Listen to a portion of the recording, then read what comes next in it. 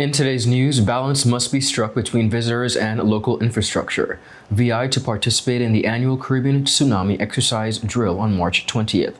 BVI'S Charles Takes Crown. Initiative to replant 100 SEAGRAPE trees at Long Bay continues. Stigma associated with tourism industry jobs need to end. HLSCC launches Giving Tuesday campaign. Young sworn in as TT Prime Minister, and NEVIS Premier calls for unified response. We have the details of this and much more on the local, regional, and international scene. Some claim that the age of a true gentleman is far behind us, but we disagree. He may appear in different guises today, but the values and ideals that make him a gent still stand. The Art of a Distinguished Gentleman by yours truly, Ron Grant, presents Season 7. Introducing Travi Rose, Creative Director. Alex Lake, Businessman. Sean Black, Cinematographer. Dakari Wheatley Adams, Content Creator. Donandre Millwood, Educator and Musician. Hashim Dream, Entertainer. James Todman Sr., Contractor. Dr. Albert Tompkins, Psychotherapist. Walter Barrett, Author. Rakim Todman, Producer and Engineer. Kamal Letson, Photographer. Roosevelt Smith III, Sales Manager and Hospitality Professional. Leland Abraham, IT Technician and Cybersecurity Analyst. The Art of a Distinguished Gentleman, Season 7, every Wednesday at 8 p.m., exclusively on 284 Media. Get ready to reason, reflect, and redefine yourself through the stories of real-life heroes. The Art of a Distinguished Gentleman, Season 7, Raising a Generation of Greatness. Voted Top 35 Gentleman Podcast Worldwide by FeedSpot and BI Icon Award winner. Hello everyone and welcome to this edition of 284 News. It is Tuesday, March 18th, 2025. I'm Ron Grant, bringing you the very latest out of Tortola in the Virgin Islands. A happy Tuesday's wish to all. Thank you so much for joining us. Stakeholders in the tourism industry are concerned about the territory's infrastructure and its ability to manage the influx of visitors. This was one of the concerns expressed during the ongoing tourism consultation meetings, which would seek to come up with a national tourism policy. Director of Tourism, Mr. Clive McCoy, stated that the persons believe that they must strike a balance between two, as well as to provide an unmatched experience for visitors. The concern is of us being able to provide the experience that we advertise by having the right infrastructure in place to manage the numbers of persons coming into the territory. For example, our marine environment for yachting definitely needs to be taken into consideration so that we have the infrastructure to allow for an experience that gives value for dollar. So that was one of the concerns from the marine sector. That was something in that meeting that came up on numerous occasions. We were more so having the discussion about how do we showcase our culture in such a way that it is a reason why persons choose to come to the British Virgin Islands from a tourism perspective. So spirited discussions, and we intend to work closely with the ministry to ensure that these spirited discussions continue. McCoy also emphasized that showcasing BVI culture more effectively, featuring more prominently during the meetings.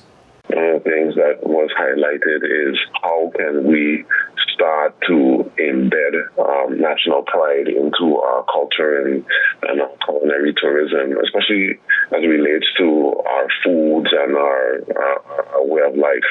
And the discussions leaned more so on ensuring that within the schools, more of a proactive measure is taken to encourage education of these things in the schools. The Virgin Islands will join the rest of the region for Carib Wave 2025, an annual earthquake and tsunami response exercise on March 20th, 2025. For this exercise, the simultaneous scenario is an earthquake off the coast of Jamaica that triggers the tsunami warning and evacuation. Now, the purpose of this exercise is to evaluate tsunami response plans, increase tsunami preparedness, and improve coordination throughout the region. In a Government Information Services release, Director of the Disaster Management Unit, Mr. Jason Penn, said the earthquake and tsunami advisory on February 8th were a powerful reminder that the tsunamis can happen here in the Caribbean at any time and with no warning. The director said, and I quote, "The scenario selected for Carib wave is a regional threat similar to what could have happened if the Honduras earthquake had triggered a dangerous tsunami." Mr. Penn added that more than 100 Virgin Islanders, families, businesses, agencies, departments, and schools have already signed up to participate in the Carib Wave exercise. He added, "The strong participation in the exercise will ensure we can identify operational strengths and weaknesses and make improvements across the territory." Now, the exercise will include public notification via the National Early Warning Multi-Hazard Alert System. Residents should expect to hear the sirens, emergency radio broadcast app, and other alerts at approximately 10 a.m. Motorists around the territory should use extra caution on the road as pedestrians will be practicing their tsunami evacuation procedures. If any real threat occurs during the exercise will be terminated. The Virgin Islands has joined regional tsunami exercises each year since 2009. The territory has also been recognized as a tsunami-ready community since 2014. Carib Wave is coordinated locally by the DDM. It is sponsored by UNESCO, IOC Intergovernmental Coordination Group for Tsunami and Other Coastal Hazards Warning System for the Caribbean and adjacent regions, in coordination with the Caribbean Emergency Management Agency. Miss Sylvana Charles of the British Virgin Islands was crowned Miss Elegantly Plus 2025 on Saturday, outshining 3 other contestants from across the Caribbean region. Charles dominated the inaugural pageant held in Tortola, sweeping 8 special awards, including Top Model, Best Evening Wear, Best Talent, Spokeswoman, Miss Photogenic, Best Fun Fashion, Best Flag Culture Ambassadorial Presentation, and Miss Popularity. Trinidad and Tobago's Michaela Miller was named first runner-up and took home awards for Best On-Stage Interview and Miss Congeniality, the latter of which she shared with Antigua and Barbuda's Malove Fontaine. Fontaine also won Best Resort Wear, while Hazana Graham of the U.S. Virgin Islands received the Director's Golden Award and was recognized for Best in her opening number. Up next, viewers, we have much more coming up. We'll be right back after a quick commercial break.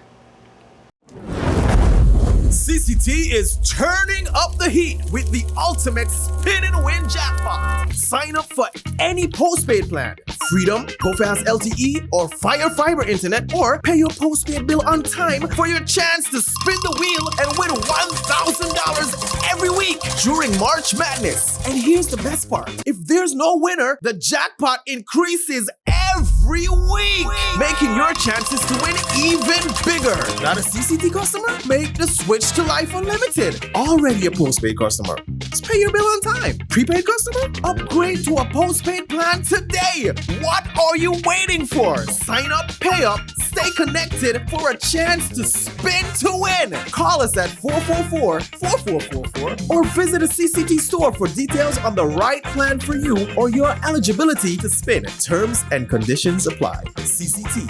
Life Unlimited. At Higher BVI, we're not just about business. We're about empowering lives, and that is because we aspire to inspire. By choosing us, you're supporting a company that believes in equal opportunities, diversity, and community growth. Our mission goes beyond profit. It's about providing HR solutions, fostering talent, and leaving a positive impact. Join us in building a better future, a better BVI. Choose Higher BVI, where your support isn't just a transaction, it's a transformation. Together, we're changing lives in these beautiful Virgin Islands. Welcome back all, and thanks for sticking with us. On Saturday, 15th March, family members of some 22 honorees proudly gathered at Long Bay Beef Island to plant SEAGRAPE trees in honor of their ancestors' legacy and contributions to building the Virgin Islands community. The spirited community event marked the continuation of the initiative to replant and name 100 SEAGRAPE trees as part of the Long Bay Beef Island Beach Management Plan. The SEAGRAPE Tree Planting Initiative aims to restore the historic SEAGRAPE tree line, which was heavily impacted by the hurricanes of Irma and Maria in 2017. The initiative is being spearheaded by the Ministry of Environment, Natural Resources, and Climate Change with funding by Unite BVI and partnership from the HLSCC Stout Community College's Center for Applied Marine Studies. The SEAGRAPE trees are being named in honor of deceased Virgin Islanders from the 7th and 8th districts who made significant contributions to the community development, particularly in environmental protection, history and culture, education, farming, fishing, boat building, and other key aspects of socio-economic development. This initiative seeks to celebrate and memorialize the invaluable legacy of these individuals. The replanting effort began with the first 20 trees being planted at the launch event on Saturday, 8th June 2024. The names of the first 58 trees have been already announced, and the public is now invited to submit nominations for the remaining 42 trees. Now, nominations should be made by Friday, 21st of March, by completing an online form at bvi.gov.vg/environment or by contacting the ministry at 468-2147. The late former legislator and Commissioner of Police, Mr. Vernon Malone, who hailed from Longlook, was one of the honorees after whom a SEAGRAPE tree was planted on Saturday. His wife, Mrs. Isis Malone, and son, Mr. Malcolm Malone, participated in the planting and were delighted with the initiative. Mrs. Malone stated, and I quote, "The planting of trees in honor of those from the East End Longlook area who have made great contributions to the country and who have passed on is a powerful symbolization of faith, courage, and a strong sense of Virgin Islands pride. What greater appreciation can there be than putting their memories of great courage and sacrifice at the front line of these islands where their memories and presence are firmly rooted in the sand of our great shores." Permanent Secretary in the Ministry of Environment, Natural Resources, and Climate Change, Dr. Ronald Smith Berkeley, highlighted the importance of the SEAGRAPE trees for both environmental and cultural reasons, stating, and I quote, "SEAGRAPE trees are vital for protecting our beaches from future erosion caused by hurricanes and swells, providing important nesting habitat for sea turtles and offering shade for beachgoers." Smith Berkeley also added, in addition to the environmental benefits, SEAGRAPE trees hold deep cultural significance, and we encourage the public to join us in this meaningful initiative. The SEAGRAPE tree planting will continue in similar fashions on Sunday, March 23rd and Saturday, March 29th, 2025. Director of Culinary Arts and Hospitality Services at the HLSCC Stout Community College, Mrs. Keisha Davis Barnes, feels strongly that the people in the territory he can offer specialized training in the tourism sector, and expressed the view that during the Talking Points program on Monday evening. Now, according to her, there is no need to bring in persons from overseas to do entry-level jobs within the sector. As a trainer, a certified trainer, we like to bring people from outside. Now, that is all good and well, but one of the most important components of training and development is follow-up. Mm-hmm. Because if you teach me how to eat with a knife and a fork and I'm used to eating with my hands, when you leave to go back to wherever you came from, I'm going to eat with my hands. Mm-hmm. And there isn't any consequences attached to the training and development component. We could stay here all day and talk about this tourism on a whole, but I want to say we have to change the conversation through awareness. We have to understand the difference between service and servitude. We know that we have the college there that has the training, the trainers. We have all the resources, whether it's from learning how to make a bed to be able to do a 5-star meal. And we have a lot of persons out there that's helping us, and we're thankful for them. I want to end off, though, that there are people in the community, I can't say who they are yet, that we're coming together to do a pilot tourism diploma.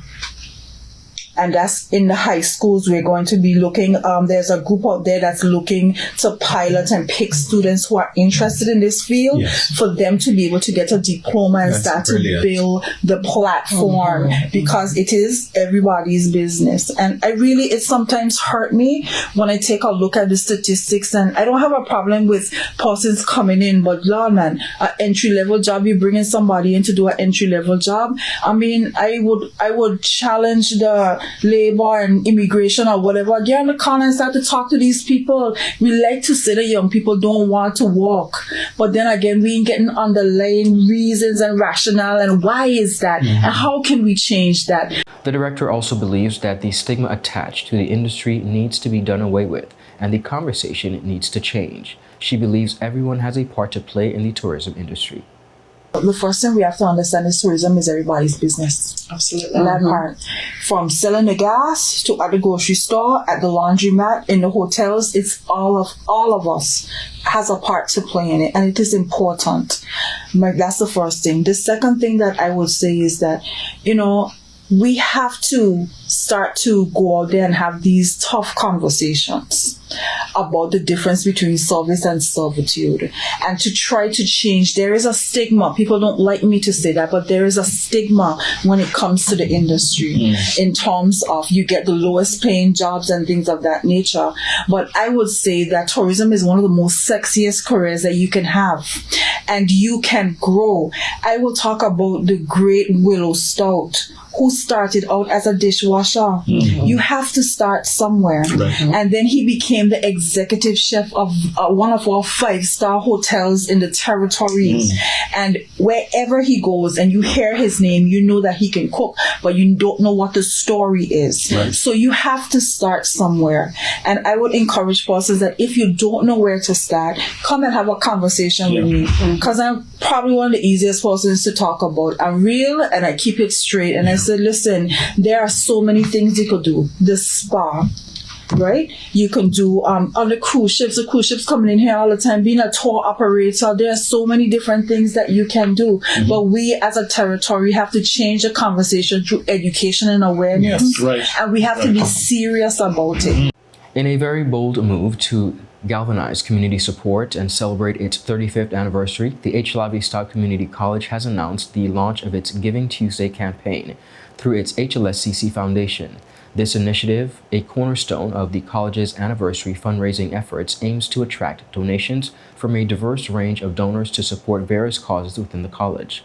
Starting on the 18th of March and continuing on the third Tuesday of each month until the 16th of December, when the campaign will move to a quarterly timeline, the Giving Tuesday campaign is set to harness the power of collectively being generous. Giving Tuesday, a global movement that encourages people to do good and give back to their communities, provides the perfect platform for HLSCC to engage with its supporters and advance its mission to provide a learning experience that cultivates excellence, intellectual curiosity, community, and a spirit of stewardship.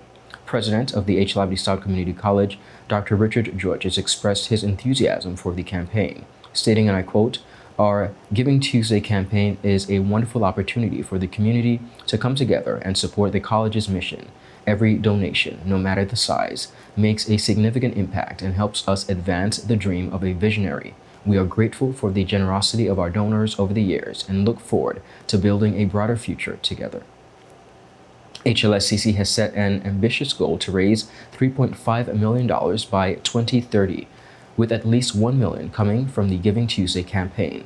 Donors can choose to support one of the 3 areas: programs and student support, community and the arts, and infrastructural development. Contributions to programs and support students will also assist pursuing learning opportunities across all departments, centers, and institutions. This includes access to the best possible teaching and learning, extracurricular activities, career preparation, basic needs, or travel to represent the college internationally. Donors can also create endowment positions for lecturers and artists whose work aligns with the college's mission. Contributions to the community and the arts will support a robust roster of programs including the BVI Lit Fest, the Mangrove Nursery and Boardwalk, the Virgin Islands Maritime Heritage Exhibit, and the Performing Arts Series, as well as the National Theater Series, the Lecture Series, visiting speakers, exhibits, performances, and other events. Contributions to infrastructural development will go towards the upkeep and modernization of existing facilities or upcoming flagship projects such as the HLSCC Athletics Center, the Stone House Restaurant, a new instructional building, or the Technical Training Center, to name a few. The public can contribute to all of these areas and activities easily via cash, check, credit card, debit card, or in person, as well as online, making it very easy to participate. For United States citizens or businesses, the foundation is a registered 501 organization, and tax-exempt gifts can be made via wire to the foundation's U.S. bank account. HLSCC invites everyone in the community to join in the 35th anniversary fundraising campaign, contributing to the dream of a visionary. For more information on how to donate and participate in the Giving Tuesday campaign, visit hLSCC.edu.vg. Up next, we have much more on the regional scene. We'll be right back after a quick commercial break. Yo, everything good there? Bye. This thing got me one way that day. What you mean? Ever since I hook up with this thing, I can't eat, I can't sleep. This is the first thing I touch it when I reach home. What you really? Hey, this ain't like you, you know. Dad, this thing got me staying home, keeping out of trouble me. Wow. What your name is? Shit. I talking about my CCT life. Don't worry about missing your favorite series, sports, news, and local programming. Come to CCT today and sign up for CCT Live to access over 80 channels. CCT Live. Bring it home. 1 month free trial turn into 5. 5 months turn into, well, you know I watching ball. I been watching football. Dad, Nickelodeon, Paw Patrol. I am hooked. Hook, I tell you. Start the year off with more. More speed, more downloading, more savings, and more fire. CCT Fire Fiber Internet gives you the speed you need to keep the whole family connected. Packages starting at $119 with speeds from 300 megabytes per second. Super fast, unlimited downloads, even more reliable connectivity, plus free live streaming TV for the family to enjoy. Sign up for the absolute best fiber internet service in the BVI CCT Fire and pay no installation fee. Plus, get CCT Live TV for free. You deserve more. Get more with CCT. Life Unlimited. Just give me my service. Yeah. Just give me my service. Just give me my service. Make the switch to CCT and get connected today. Unlimited talk, text, and data.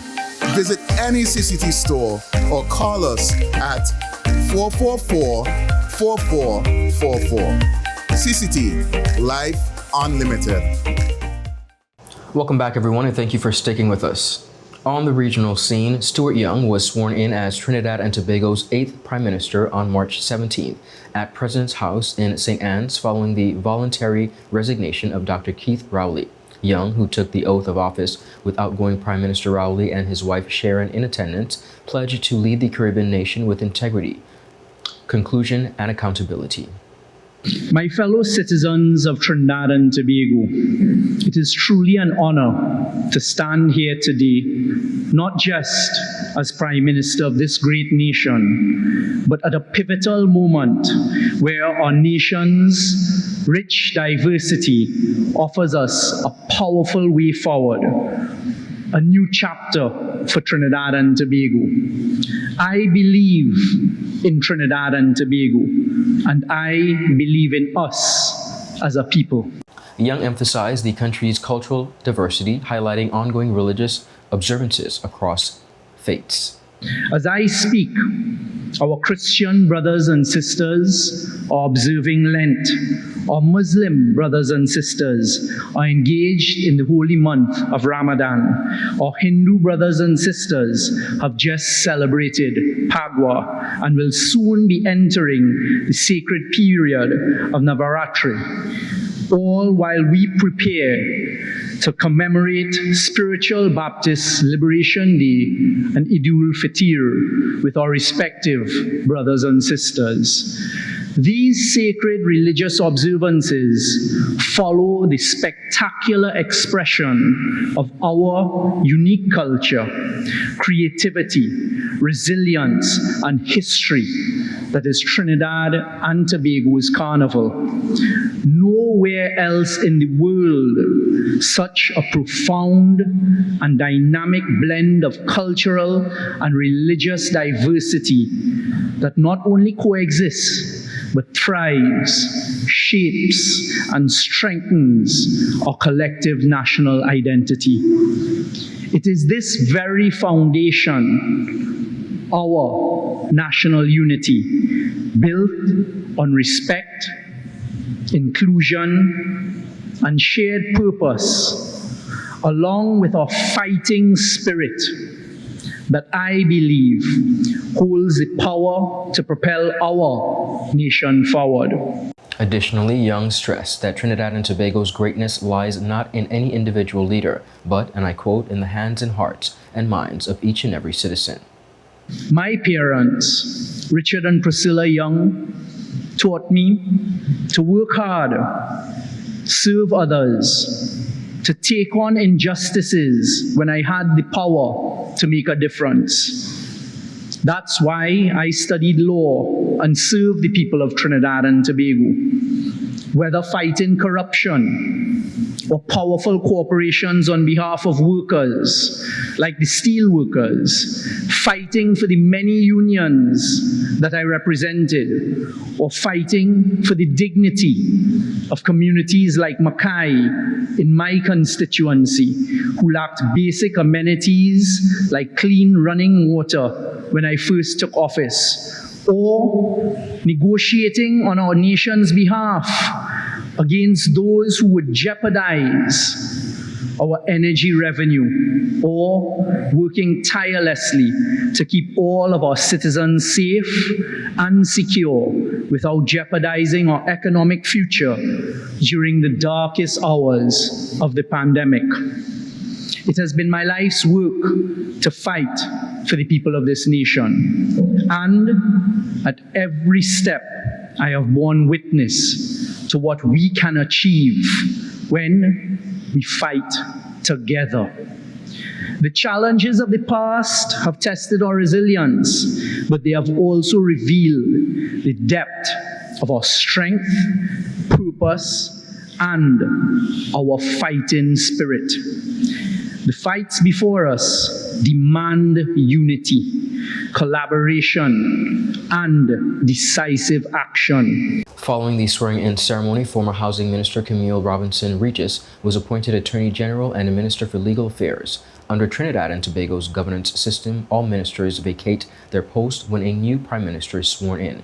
Young's cabinet was sworn in a subsequent ceremony that same day. Rowley made history as the first sitting Trinidad and Tobago Prime Minister to voluntarily step down before a general election. NEVIS Premier, the Honorable Mark Brantley, has called for a unified Caribbean approach in responding to the Trump administration's policies, emphasizing the need for CARICOM to adopt a measured, collective diplomatic strategy. In a Facebook statement posted Sunday, Brantley warned against unilateral responses to U.S. policy shifts that have caused concern across the region. He said, and I quote, "Our region needs a well-thought-out and well-crafted diplomatic strategy, which must be flexible enough to allow us to plan for a response to a rapidly changing, hysteric, and global environment." His remarks come as Caribbean leaders express growing concern over potential U.S. visa restrictions targeting countries that participate in Cuba's medical missions, which the U.S. government claims contribute to Cuba's alleged exploitation of medical personnel. Regional leaders are also responding to the threatened visa restrictions related to passport security, information sharing, and citizenship programs. Brantley emphasized the Caribbean's position as the third brother of the United States, arguing that the region must present a cohesive front in diplomatic engagement. He said, and I quote, "From Guyana in the south to the Bahamas in the north, our diplomatic strategy over the near term must be coordinated and agile and must respond not to the occupant of the White House, but to the strategic interests of our Caribbean people." The NEVIS Premier cautioned against emotional outbursts and unproductive criticism, particularly regarding democratically elected U.S. leadership. He said, heaping that and contempt upon a democratically elected president of the world's leading superpower may make for good headlines, but does not constitute a good strategy. Viewers, that is it for today's news roundup. Be sure to follow us for your daily news updates at tweet4media.com. Of course, follow us on our WhatsApp channel for daily updates, as well as to like us on Facebook at Tweet4Media and Tweet4BVI on Instagram and X, formerly Twitter. I'm Ron Grant. Have a safe and enjoyable evening. Happy Tuesday. Goodbye.